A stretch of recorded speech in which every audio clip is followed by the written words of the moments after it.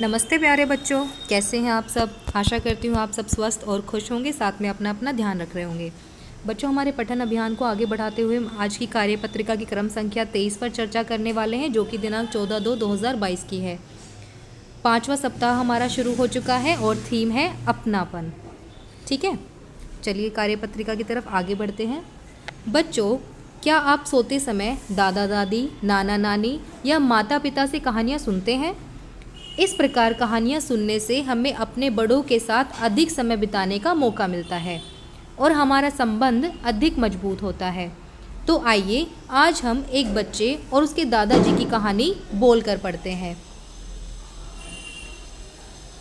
एक दिन रोशन ने अपने दादाजी से कहा कि टाइगर को बहुत भूख लगी होगी, आइए उसे रोटी देने पार्क चलते हैं। ठीक है, तो दादाजी चलो टाइगर को रोटी देने चलते हैं, ये रोशन ने कहा। और दादाजी ने क्या कहा? ठीक है रोशन, चलो बेटा। आगे देखिए, रोशन ने टाइगर को रोटी देने के लिए निकाली। तभी अचानक से एक कोए ने मौका देखकर रोशन से रोटी छीन ली। यह देखकर टाइगर तेज आवाज़ में भौंकने लगा। टाइगर देखिए यहाँ पर ये रहा और ये भौं भौं करके भौंक रहा है। क्यों? क्योंकि अचानक से कौवा आया और रोशन के हाथ में से रोटी छीनकर ले गया। कौवा घबरा गया और उसके मुंह से रोटी गिर गई। टाइगर ने लपक कर अपनी रोटी वापस ले ली। तभी रोशन को एक तरकीब सूझी। तो जब ये सब हो रहा था तो कौवा जब आकाश में उड़ रहा था वो घबरा गया और उसके मुंह से रोटी नीचे गिर गई। टाइगर ने क्या किया? लपक के रोटी को उठा लिया। तभी रोशन को एक तरकीब सूझी। ठीक है, एक आइडिया उसको आया। क्या आया? तो यहाँ पे टाइगर कौन है? एक डॉग है। ठीक है, एक कुत्ता है। रोशन ने रोटी का एक छोटा सा टुकड़ा कोए के लिए पेड़ के पास रख दिया। इससे कोए की भूख भी मिट गई और टाइगर को उसकी रोटी भी वापस मिल गई। तो रोशन के आइडिया से क्या हुआ? रोशन ने क्या किया?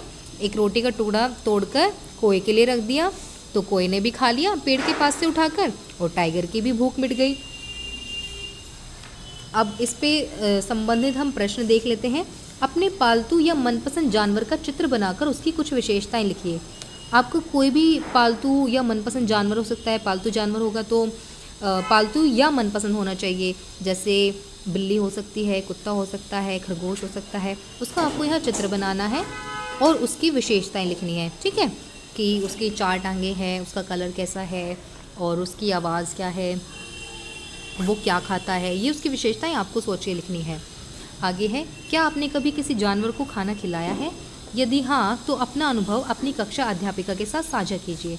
अब आप बताएंगे कि अगर आपने किसी जानवर को, भूखे जानवर को खाना खिलाया है तो आपको कैसा लगा है।